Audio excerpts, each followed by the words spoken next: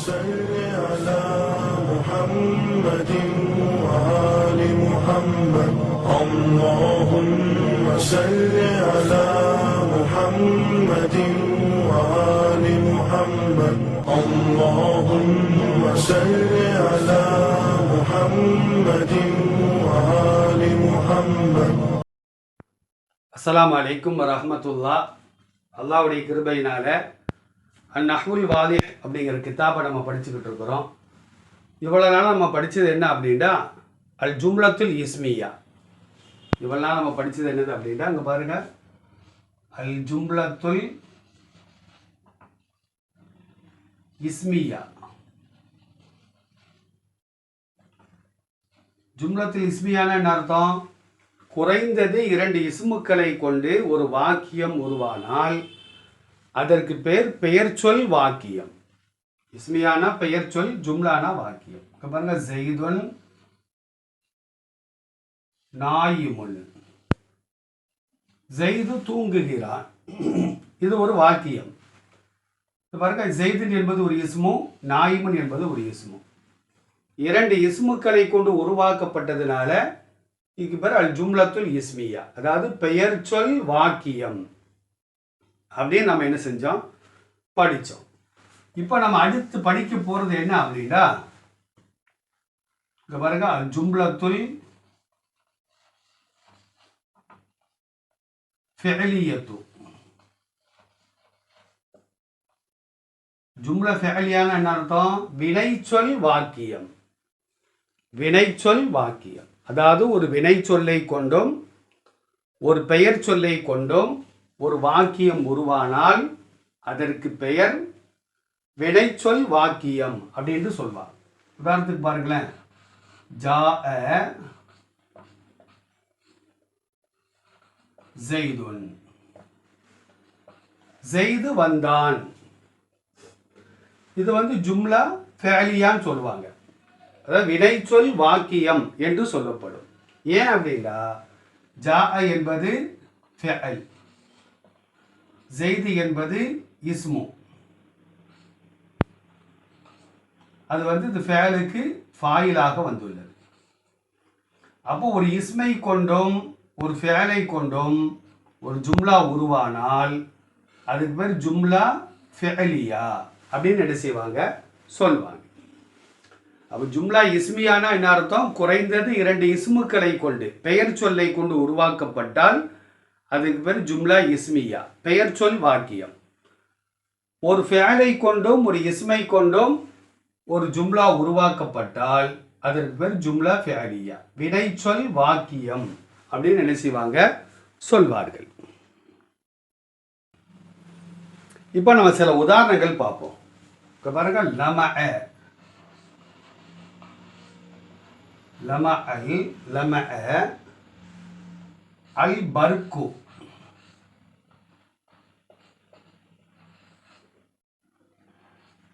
லமஅல் பர்கு. இப்போ பாருங்க, லமஅ என்பது வினைச்சொல், பர்கு என்பது இஸ்மு. இந்த 2ஐ கொண்டும் ஒரு ஜும்லா ஃபஅலியா உருவாகி இருக்கிறது. லமஅ அப்படின்ற என்ன அர்த்தம்? பிரகாசிக்கும், பிரகாசித்ததுன்னு அர்த்தம், பிரகாசித்தது. அல் பர்கு அப்படின்னா மின்னல், மின்னல் ஆகிறது, வெட்டியதுன்னு சொல்றோம், மின்னல் வெட்டியதுன்னு சொல்றோம்ல, அதான் மின்னல் பிரகாசித்தது. லமஅ ஃபஅலு, பிரகாசித்தது எது? பர்கு. அப்போ அது பேர் ஃபாயில். அப்போ ஒரு ஃபஅல் ஒரு ஃபாயிலை கொண்டு அல்லது ஒரு ஃபஅல் ஒரு இஸ்மை கொண்டு ஒரு வாக்கியம் உருவானால் அதுக்கு பேர் என்ன செய்வோம், ஜும்லா ஃபஅலியா, அதாவது வினைச்சொல் வாக்கியம் என்று அதற்கு பெயர் சொல்லப்படும். அடுத்து 2வது உதாரணம் பாருங்க, அவா. அவா அஸ்ஸிபு,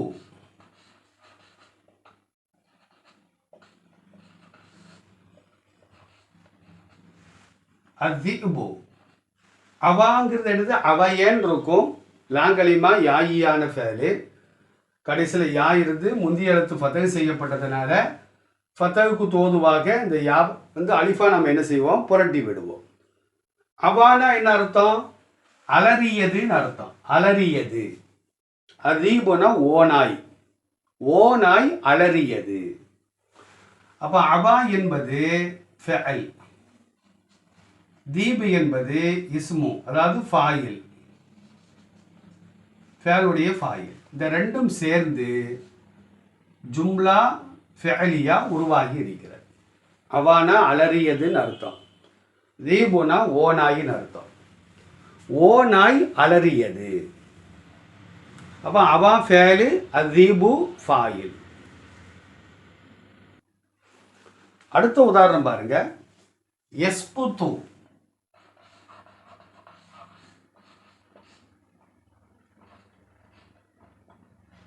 யஸ்குது. அஸ்ஸல்ஜு,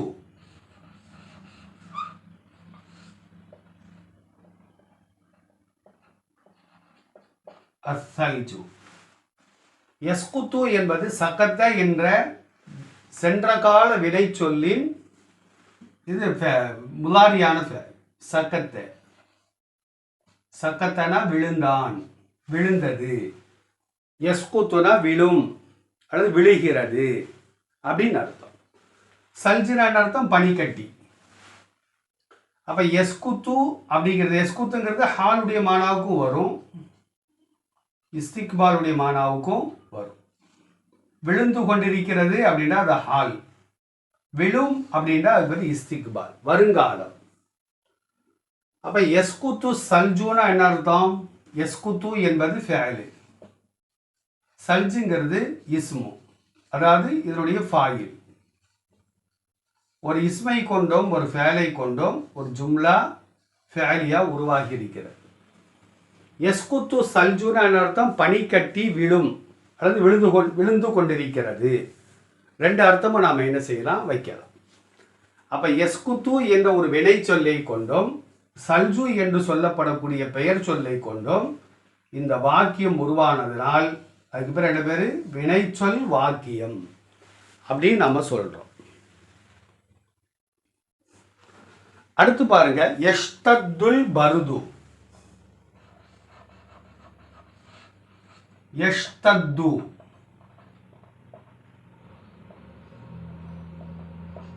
யஷ்தத்து அல் பருது. யஷ்தத்துனா என்ன அர்த்தம், இதனுடைய மாதி சென்ற காலம் வந்து இஷ்தத்த, இஷ்தத்தன் இருக்கும். இஷ்தத்தனா கடுமையாகி விட்டது. அவருடைய வருங்கால வினைச்சொல் என்னது, யஷ்தத்து, கடுமையாகி விடும் அல்லது கடுமையாகி கொண்டிருக்கிறது. ஹாலுடைய மானாவும் வைக்கலாம், இஸ்திக்பாலுடைய மானாவும் வைக்கலாம். பருதுனா குளிர், குளிர் ஆகிறது, கடுமையாகிவிடும். அப்ப இஷ்தத்த என்பது வினைச்சொல், யஷ்தத்துங்கிறது வினைச்சொல், வருங்கால வினைச்சொல்.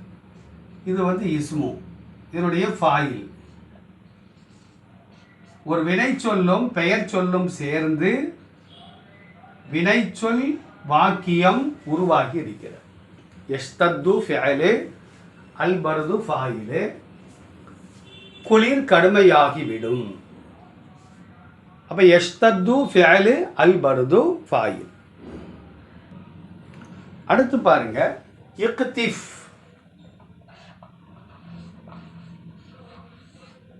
இக்திஃப், இக்திஃப், இக்திஃபி சேர்த்து வாசிக்கும் போது இக்திஃபின்னு படிக்கிறோம். அல் வருதத்த, இக்திஃபில் வருதத்த. இக்திஃப் அப்படின்னா என்ன அர்த்தம், கத்தஃப, என்னுடைய மாவி வந்து கத்தஃபன்னு இருக்கும். கத்தஃப அப்படின்னா பறித்தான், கத்தஃபனா பறித்தான். அதுல இருந்து தான் அம்பு, கட்டளை, நீ பரி, நீ பரி. வருதத்தனா ரோஜா மலர்.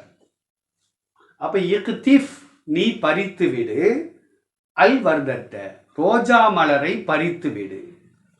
இக்திஃப் பாருங்க, அது ஃபஅலு, ஃபஅலு. அதில் வந்து ஃபாயிலும் உள்ளே மறைஞ்சிருக்கு. இதில் வந்து அந்த லமீர் இருக்குல்ல, அதுதான் ஃபாயில். அப்போ ஃபேலு லமீரு ஃபாயில். பறிக்கப்பட்டது எது? வர்தத், அது வந்து மஃபூல்.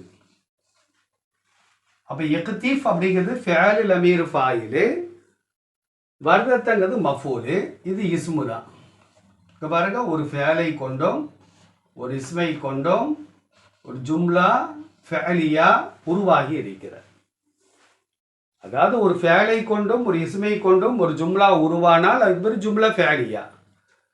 அந்த ஃபேல் வந்து சென்ற கால வினைச்சொல்லாக இருக்கட்டும், வருங்கால வினைச்சொல்லாக இருக்கட்டும், அல்லது கட்டளையிடக்கூடிய வினைச்சொல்லாக இருக்கட்டும், தடுக்கக்கூடிய நீ பறிக்காதே அப்படின்ட்டு கட்டளை, அதாவது தடுக்கக்கூடிய ஃபேலாக இருந்தாலும் அது ஃபேல் தான்.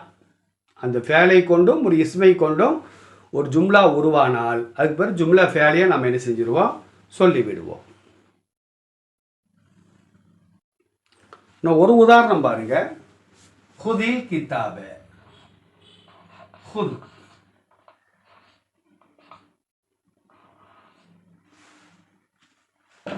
ஹுதுங்கிறது இப்படி போடணும். ஹுது, ஹுதுனா பிடின்னு அர்த்தம். பிடி.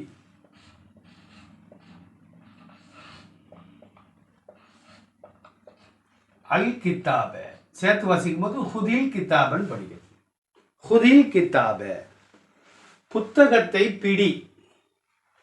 இது வந்து அம்ரு, கட்டளையிடக்கூடிய ஒரு வினைச்சொல். இவருடைய மாதி எப்படி இருக்கும் அப்படின்னா அகத, எடுத்தான் அல்லது பிடித்தான். கித்தாபனா புத்தகம். பாருங்க, ஹுல் அப்படின்னா நீ பிடி.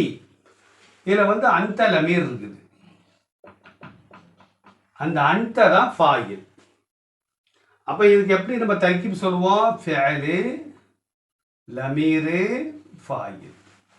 பிடிக்கப்பட்டது எது? புத்தகம். அப்போ அதுக்கு பேர் மஃபூல். இது வந்து இஸ்மு தான். பாருங்க, ஒரு ஃபேலை கொண்டோம் ஒரு இஸ்மை கொண்டோம் இந்த ஜும்லா உருவாகிறதுனால இதுக்கு பேர் ஜும்லா ஃபேலியான்னு சொல்லுவோம்.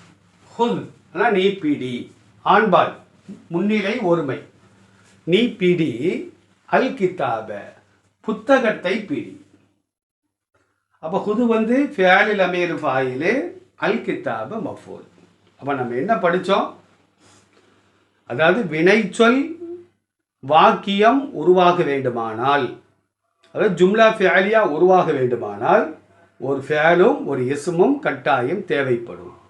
அந்த ஃபேல் ஆகிறது சென்ற கால ஃபேலாக இருக்கலாம், அல்லது வருங்காலத்தை குறிக்கக்கூடிய ஃபேலாக இருக்கலாம், கட்டளையிடக்கூடிய ஃபேலாக இருக்கலாம், அல்லது ஒரு செயலை செய்யாதே என்று தடுக்கக்கூடிய ஃபேலாக இருக்கலாம். எப்படிப்பட்ட ஃபேலாக இருந்தாலும் ஒரு ஃபேலும் ஒரு இஸ்மும், அந்த இஸ்மு ஃபாயிலாக இருக்கலாம் அல்லது மஃபூலாக இருக்கலாம்.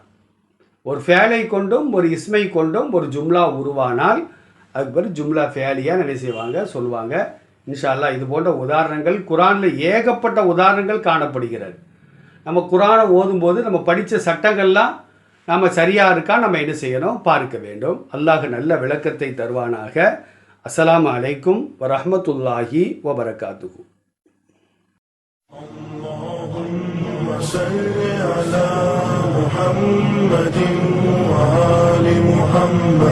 اللهم صل على محمد وآل محمد. اللهم صل على محمد وآل محمد.